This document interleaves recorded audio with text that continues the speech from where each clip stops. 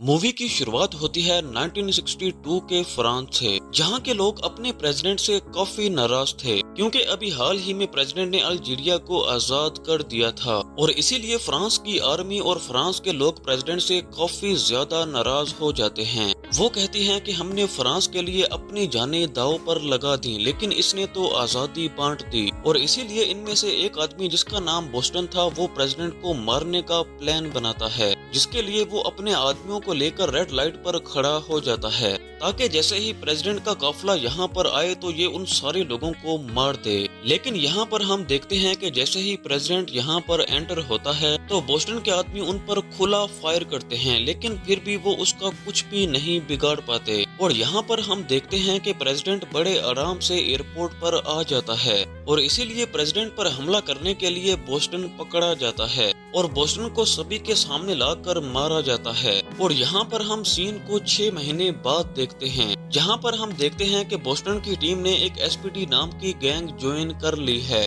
और साथ ही अब वो लोग फ्रांस में नहीं बल्कि ऑस्ट्रेलिया में रह रहे हैं। और यहाँ पर हम एक आदमी को देखते हैं जिसका नाम रोडिन था। वो अभी भी यही प्लान कर रहा था कि प्रेसिडेंट को कैसे मारा जाए। अब ये खुद तो फ्रांस जा नहीं सकते क्योंकि अगर ये वहाँ पर जाएंगे तो पुलिस इनको अरेस्ट कर लेगी। तो इसीलिए ये लोग एक स्नाइपर को हायर करते हैं जिसका नाम जैक होता है, जो कि ऑस्ट्रेलिया में ही इनसे मीटिंग करने आ जाता है। और मीटिंग में ये लोग उसको बताते हैं कि तुम्हें प्रेसिडेंट को मारना होगा। अब यहाँ पर जैक इनको बोलता है कि मुझे पता है कि तुम लोगों ने पहले भी प्रेसिडेंट को मारने की एक नाकाम कोशिश की थी और इसीलिए अब तुम लोगों ने मुझे चुना क्योंकि मुझे तो ज्यादा लोग जानते ही नहीं हैं। और जैक यहाँ पर इनको बोलता है कि मुझे इस काम के लिए $50,000 चाहिए होंगे। अब यहाँ पर एसपीडी वाले बोलते हैं कि तुम्हें पता है कि तुम क्या मांग रहे हो। अब यहाँ पर जैक इनको बोलता है कि मुझे प्रेसिडेंट को मारना है, किसी चाय वाले को नहीं। और प्रेसिडेंट को मारने के बाद मेरे पीछे इतनी पुलिस पड़ जाएगी कि मुझे इस काम से रिटायरमेंट लेनी पड़ेगी और इसीलिए ये लोग उसे पैसे देने के लिए मान जाते हैं। अब यहाँ से जाते जाते जैक वेक्टर से भी मिलता है। अब एसपीडी के पास इतने पैसे तो है नहीं थे कि वो जैक को $50,000 दे सकें और इसीलिए वो जैक के पैसे जमा करने के लिए फ्रांस के बैंक लूटते हैं। और यहाँ पर हम देखते हैं कि जैक भी अपने काम पर लग जाता है और वो सबसे पहले 2 पासपोर्ट बनवाता है ताकि वो अपने फेक पासपोर्ट से ऑस्ट्रेलिया से फ्रांस जा सके, जहाँ पर पहुंचकर वो प्रेसिडेंट के शेड्यूल का पता लगाता है।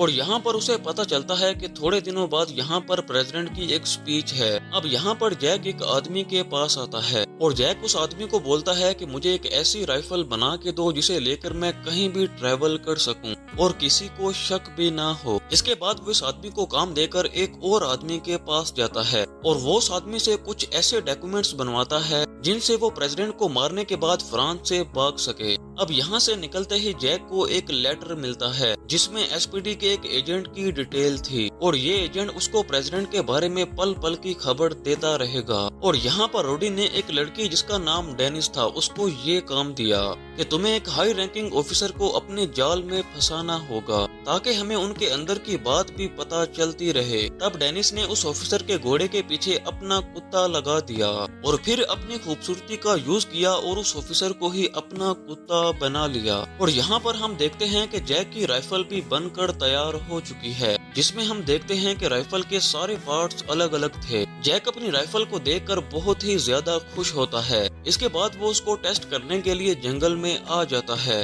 और यहाँ पर वो एक तरबूज के साथ अपनी राइफल को चेक करता है। इसके बाद जैक उस डॉक्यूमेंट वाले आदमी के पास आ जाता है और यहाँ पर हम देखते हैं कि वो आदमी उल्टा जैक को ब्लैकमेल करने लगता है। वो जैक को कहता है कि मुझे और पैसे दो वरना मैं ये डॉक्यूमेंट पुलिस को दिखा दूंगा और इसीलिए जैक उसका चैप्टर ही क्लोज कर देता है। जिसके बाद वो अपने सारे डॉक्यूमेंट्स लेकर यहाँ से चला जाता है। और यहाँ पर बैंक में हो रही चोरियों की वजह से फ्रांस में प्रेसिडेंट की एक बार फिर से थू थू होने लगती है और तब इन चोरियों में ये एक आदमी को पकड़ लेते हैं और फ्रांस की अथॉरिटीज को पता चल जाता है कि इन सब चोरों को रोडिन के बॉडीगार्ड वेक्टर ने हायर किया था और इसीलिए अथॉरिटी वाले समझ जाते हैं कि अब वेक्टर का भी किस्सा क्लोज करना पड़ेगा और इसीलिए वो एक दिन रोड के ऊपर से ही वेक्टर को उठा लेते हैं। और यहाँ पर ये लोग उसे प्लेन में बिठाकर पेरिस ले आते हैं, जहां वेक्टर से काफी पूछताछ की जाती है। लेकिन उसको सिर्फ यही पता था कि एसपीडी टीम से मिलने एक इंग्लिश मैन आया था,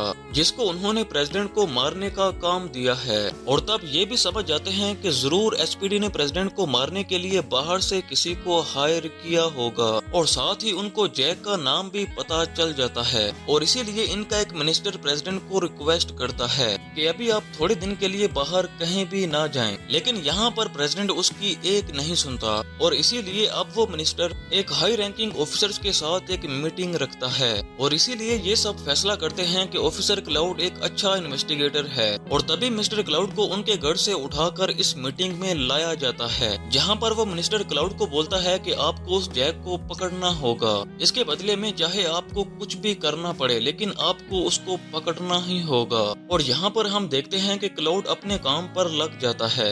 अब यहाँ पर हम देखते हैं कि वो हाई रैंकिंग ऑफिसर अपने घर पर आ जाता है और हम देखते हैं कि डेनिस उसी के घर पर रह रही थी। आप बिल्कुल ठीक समझ रहे हैं, ये वही है। और तब डेनिस रात को उससे पूछने लगती है कि आज क्या क्या हुआ। अब पहले तो ऑफिसर मना करता रहता है, लेकिन बाद में जब डेनिस उसके काफी क्लोज हो जाती है तो वो उसको सब कुछ बता देता है। जिसके बाद आधी रात को ही डेनिस ने ये सारी खबर एसपीडी तक पहुंचा दी। और अगली सुबह हम देखते हैं कि एक पुलिस ऑफिसर जिसका नाम थॉमस था, वो जैक के पीछे पड़ जाता है। और साथ ही जब ये नए पासपोर्ट की एप्लीकेशंस चेक करते हैं और इनको पता चलता है कि एक पॉल नाम के आदमी का भी पासपोर्ट अप्रूव्ड हुआ है। और साथ ही इनको ये भी पता चल जाता है कि वो आदमी तो 2 साल पहले ही मर चुका था। और यहाँ पर एसपीडी जैक को बता देती है कि पुलिस को तुम्हारे बारे में पता चल चुका है। और जैक भी सलमान खान का भाई था। वो कहता है कि मैंने फैसला कर दिया तो बस कर दिया। इसलिए वो वहाँ से भागकर एक होटल में आ जाता है, जहाँ उसकी मुलाकात एक लौड़ा नामी लड़की से होती है। अभी ये दोनों बैठकर बातें कर ही रहे होते हैं कि तभी पुलिस को जैक के बारे में पता चल जाता है और इसीलिए पुलिस यहाँ पर फौरन ही आ जाती है। लेकिन पुलिस के आने से पहले ही जैक यहाँ से भाग चुका था। लेकिन इनको ये पता चल जाता है कि जैक लौड़ा के साथ था और तब पुलिस ने लौरा से भी पूछताछ शुरू कर दी। लेकिन यहाँ पर लौरा पुलिस को बताती है कि मुझे कुछ भी नहीं पता। और यहाँ पर हम जैक को देखते हैं जो अपनी गाड़ी से यहाँ से भाग रहा था, जिसकी वजह से उसकी कार का एक्सीडेंट हो जाता है और वो एक दरख्त से टकरा जाता है। और वो यहाँ से चलता हुआ वापस लौरा के पास आ जाता है। वो लौरा को बोलता है कि आज रात के लिए मुझे यहीं रहने दो और लौरा भी यहाँ पर उसकी बात मान लेती है। अब यहाँ पर लौरा जैक से पूछती है कि ये तो बताओ कि तुम्हें पुलिस ढूंढ क्यों रही है। और ये सुनकर जैक समझ जाता है कि पुलिस को लौरा के बारे में पता चल चुका है और इसीलिए वो वहीं पर लौरा को मार देता है। इसके बाद यहाँ पर हम देखते हैं कि जैक अपना मेकअप करता है और ठीक उसी आदमी जैसा अपना हुलिया बना लेता है जिसका उसने पासपोर्ट चुराया था। जिसके बाद वो अपने नए फेस के साथ फ्रांस के लिए निकल जाता है। और यहाँ पर लौरा के नौकर ने जब उसको देखा तो वो समझ गया कि लौरा मर चुकी है। अब ये बात जब क्लाउड को पता चली तो वो समझ जाता है कि प्रेसिडेंट की जान को अब और भी ज्यादा खतरा है। और तभी वो अपनी टीम से लौरा के रूम की तलाशी लेने को कहता है और जिससे इनको पता चलता है कि जैक यहाँ पर फ्रांस आ चुका है। अब जैक भी अपने दिमाग का यूज करता है और वो किसी भी होटल में चेक इन नहीं करता, क्योंकि वो तो यहाँ से एक पब्लिक बाथ हाउस में चला जाता है जहाँ पर उसने एक आदमी से दोस्ती कर ली ताकि उसे किसी होटल में रहने के लिए अपनी आइडेंटिटी का यूज न करना पड़े। अब यहाँ पर सारे हाई रैंकिंग ऑफिसर्स एक बार फिर से मीटिंग करते हैं और यहाँ पर हमें पता चलता है कि वो आदमी जिसके घोड़े के पीछे कुतिया लग गई थी और वो एक लड़की के पीछे कुत्ता बन गया था, उसी की वजह से ये सारी इन्फॉर्मेशन लीक हुई थी। और इसके बाद ये ऑफिसर अपने घर जाता है और घर जाकर सुसाइड कर लेता है। और यहाँ पर जैक ने जिस आदमी को अपना दोस्त बनाया था और उसी के घर पर रहने के लिए आ गया था, वो उसी के घर में उसी को ही मार देता है। और वो ऐसा इसलिए करता है ताकि कोई भी सबूत बाकी ना रहे। अब कुछ ही दिन में वो दिन भी आ जाता है जब प्रेसिडेंट ने स्पीच करनी होती है